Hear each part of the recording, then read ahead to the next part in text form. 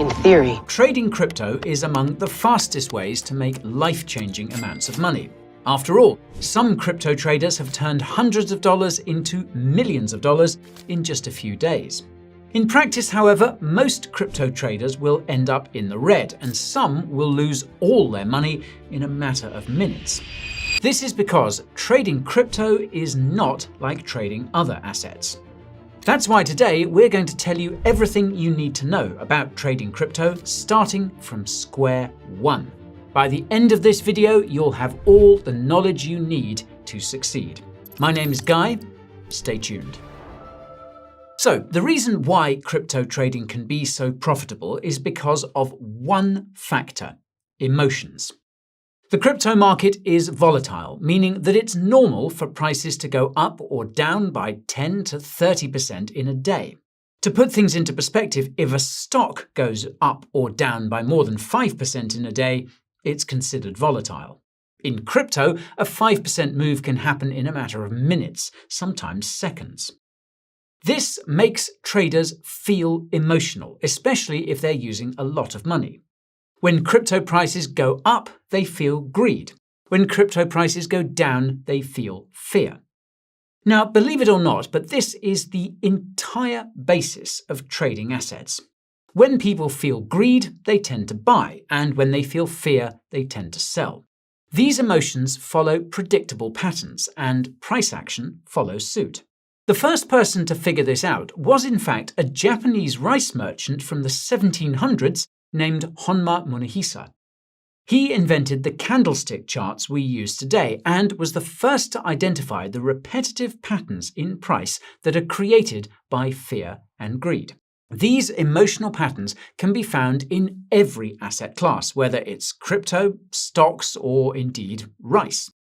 The catch, though, is what I mentioned a few moments ago: emotions. People trading rice probably don't get too emotional, and most stock trading is done by emotionless algorithms and passive flows. By contrast, the crypto market mainly consists of a combination of new crypto traders looking to get rich quick and crypto whales, that is, large holders of crypto who try to manipulate these new traders. This will change as more institutional investors and algorithms get involved, but for now, that's pretty much the playing field. Now, the good news is that this playing field results in lots of emotions, which makes technical analysis much more effective in crypto. The caveat is that the crypto whales know technical analysis too, and they will manipulate prices to trick new crypto traders into buying or selling at the worst possible times. So, given this fact, it's worth remembering this quote from Richard Wyckoff, a trader from the 1900s who saw how big investors manipulated markets. Quote, "All the fluctuations in the market and in all the various stocks should be studied as if they were the result of one man's operations. Let us call him the composite man, who, in theory, sits behind the scenes and manipulates the stocks to your disadvantage if you do not understand the game as he plays it, and to your great profit if you do understand it. So then, folks, I ask you, are you ready to play? Are you ready to understand the game? If so, then smash that like button to let us know, and subscribe to the channel and ping that notification bell so you don't miss the next video. Okay, so with all of that in mind, let's start with the basics. Before you do anything, you need to look at the price of BTC, the native cryptocurrency coin of the Bitcoin blockchain. This is because BTC leads the rest of the crypto market. BTC needs to be rallying or gradually rising for most other cryptos to rally. If BTC is crashing, it doesn't matter how bullish the other cryptos look, chances are they will fall along with BTC. Now, of course, the best way to check BTC's price is to use a crypto exchange. For the purposes of this video, we'll be using 2bit, and that's because we have a crazy trading fee discount of up to 50% and up to $100,000 in sign-up bonuses on offer there. This deal is completely free, by the way, but it probably won't be around for long. So all you need to do to claim it is to click the 2bit link in the description or scan this QR code here. It'll take you to a page that looks like this. All you need there is your email to sign up. No additional info required. It literally takes 15 seconds, so do check it out. Don't worry, I'll be waiting for you here.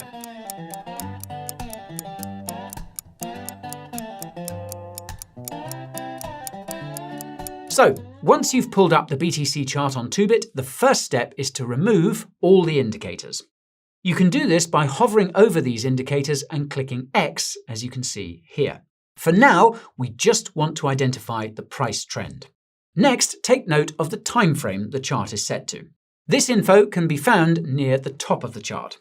Set the time frame to daily and zoom out by scrolling down. Now, obviously, each candle you see on the chart represents a day. Red candle means prices went down that day, and green candle means prices went up that day. With this in mind, it should be super easy to tell if BTC's price has been trending higher over the last few days or trending lower over the last few days. As I noted a few moments ago, BTC needs to be trending higher for other cryptos to rally. If BTC has been trending lower, chances are other cryptos will be too. However, it's possible that the trend could change. This is where the bodies and the wicks come in. The body is the thick part of the candle. Sometimes it's small. The wick at the top of the candle shows you the highest price that was hit that day, and the wick at the bottom shows you the lowest price hit that day. Sometimes the wicks are barely visible. If most of the recent candles are mostly body and no wick, this tells you the trend is strong, regardless of the direction. If the candle is mostly wick and no body, however, then this tells you the trend is weak.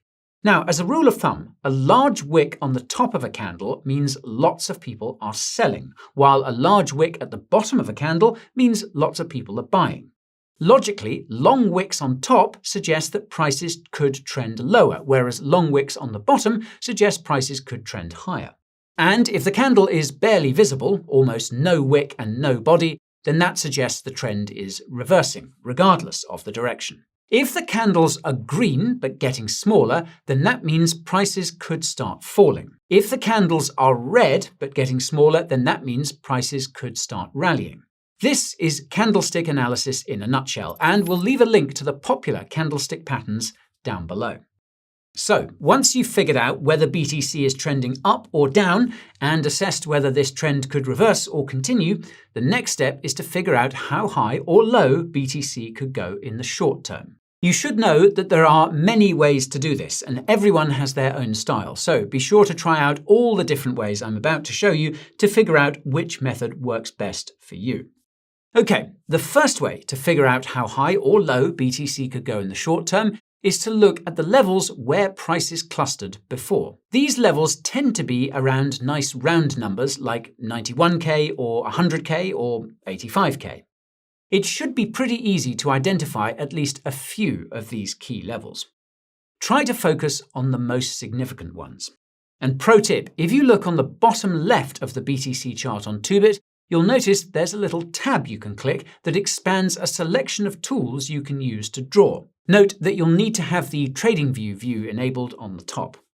Near the top of the toolbar on the left, you'll notice there's a tool with a line called Trendline. You can click on it and use it to help you identify key levels.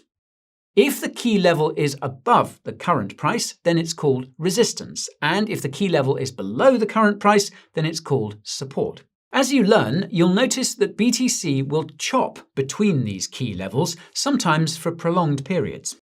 And trading these choppy conditions can be difficult, and that's just because the emotions that fuel the big moves are muted, so technical analysis doesn't work as well.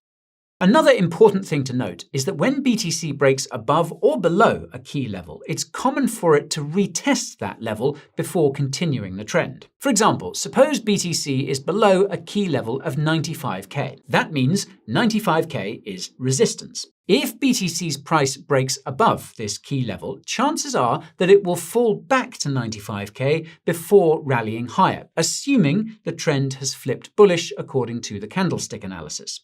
The same is true if BTC is falling. Suppose BTC is above a key level of 100k. This means 100k is support. If BTC's price breaks below this key level, chances are it will rally back to 100k before falling more, assuming the trend has flipped bearish according to the candlestick analysis.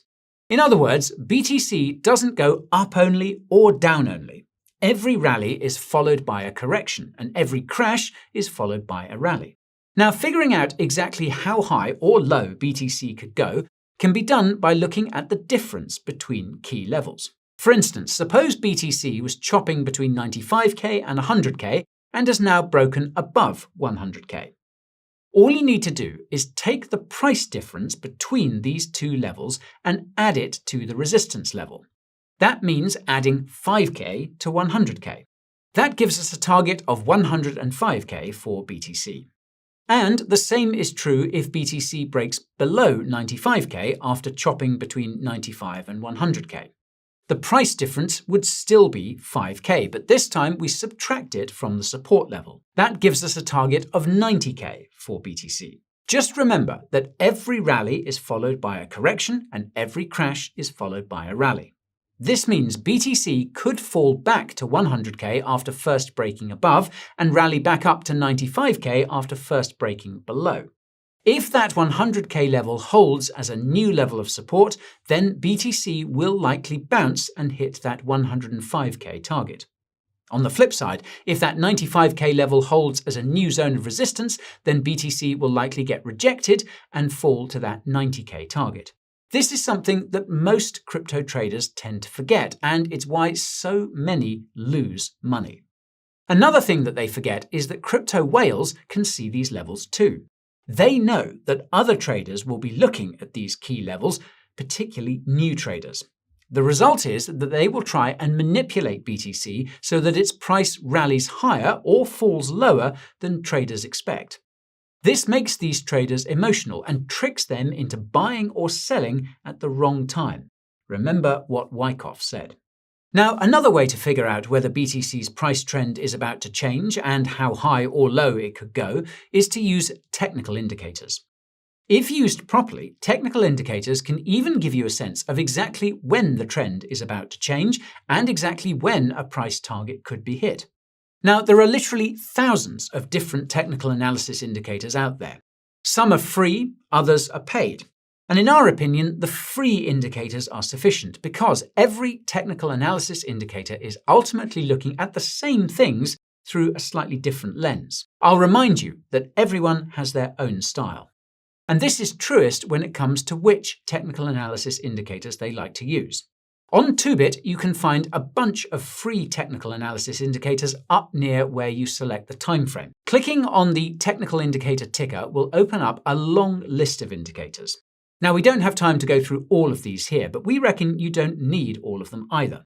The first three indicators you need to know are volume, the RSI, and the MACD, which you can search for manually. Now, the volume is super straightforward. It just shows you how much trading volume is inside the time frame of the candle, in this case, 1 day. If trading volume is slowly rising, this means the trend is strengthening, regardless of the direction. Don't worry too much about the color of the trading volume bars. As for the RSI, it stands for Relative Strength Index, and it's a super easy way of figuring out whether a crypto is overbought or oversold. If the RSI is high, then it means BTC is overbought, and that means it could start crashing soon. On the flip side, if the RSI is low, then this means BTC is oversold, and that means it could start rallying soon. Most of the time, the RSI is somewhere in the middle. As for the MACD, it stands for Moving Average Convergence Divergence. It sounds complex, but it's actually super simple. When the bars are green, the price trend is positive. When the bars are red, the price trend is negative. When the two lines cross, that means the price trend is about to change. Simple as. Another two technical indicators you need to know about are the moving average and the Bollinger Bands. As the term suggests, the moving average tells you the average price of BTC over a given period. Unfortunately, you need to manually add the moving averages. Thankfully, though, this is fairly easy to do. First, search for the moving average from the indicator selection and select it twice. In the top left, you should see both moving average indicators appear, set to some default time frame like 9. Hover over each indicator and manually select 50 for one moving average and 200 for the other moving average, as you can see here. Now, the reason why we're using the 50 and 200 periods is essentially because these are the most significant, mainly on the daily. The 50-day moving average is a strong zone of resistance when BTC is below it, and it's a strong zone of support when BTC is above it. Same idea for the 200-day moving average. In this sense, you can think of the 50-day and 200-day moving averages as being hidden key levels for BTC. The difference is that these two moving averages also show you BTC's trend.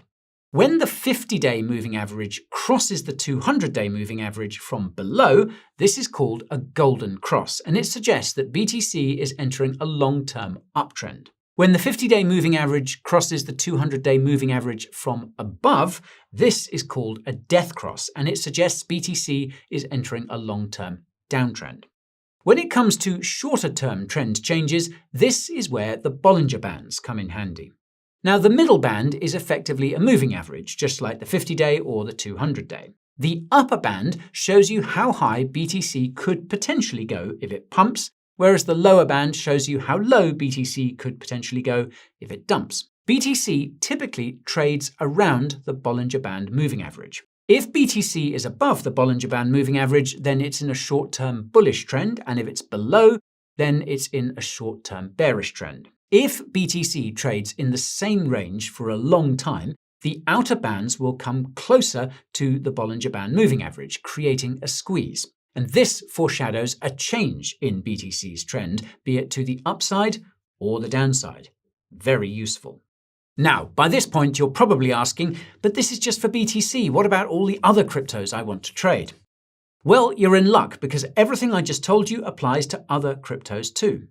It tends to work best on larger altcoins, but it works on most smaller altcoins too. The more emotions, the better. The reason why we focused on BTC is because you must do this analysis on BTC first before you do it for any other crypto. Once you've figured out whether BTC is in a bullish or bearish trend and whether this trend is likely to continue or change, well, only then can you start looking at trading other cryptos. There are just two more things to keep in mind, and that's manipulation and leverage. The smaller a crypto is, the easier it is for crypto whales to manipulate. This can make it very hard to trade because there's a higher chance that the key levels you've identified will be invalidated to try and mess up your strategy. For larger cryptos, the main thing to keep in mind is leverage. Traders will often use lots of leverage when trading larger altcoins to boost their returns. This often results in lots of unexpected volatility, with prices rallying more than expected because of a short squeeze and prices crashing more than expected because of long liquidations. Crypto whales will often try to trigger these to their benefit. That's why you should consider avoiding leverage trading until you've figured out a crypto trading strategy that works well for you and have gotten used to the extreme volatility of the crypto market. Better yet, keep track of your trades on paper instead of using real money. Only once you feel confident that you can consistently turn a profit, well, then start using real money, not financial advice. And finally, remember to be patient. Even though there are traders that have made millions of dollars in a few days, the fact of the matter is that these kinds of gains take time. That's because each trade takes time. If you put on a trade and your target isn't hit within a few minutes or a few hours, be patient. Some trades can take days, weeks, even months to complete. If you're confident, wait until your targets are hit. Once you've practiced enough patience, you'll come to find that more and more of your trades go the way that you want. And eventually, you'll realize that was the hardest part of all, sticking to your targets until they're hit. Put differently, the secret to success isn't to constantly trade. It's to wait until the time is right, take aim, pull the trigger, and then wait until the target is hit. Quality over quantity, in other words. Okay, folks, if you made it this far and you want to keep learning about crypto trading or want more real-time analysis of crypto prices, then be sure to check out our trading channel, Coin Bureau Trading. The link will be down in the description. As always, thank you all for watching, and I'll see you in the next one. This is Guy, signing off.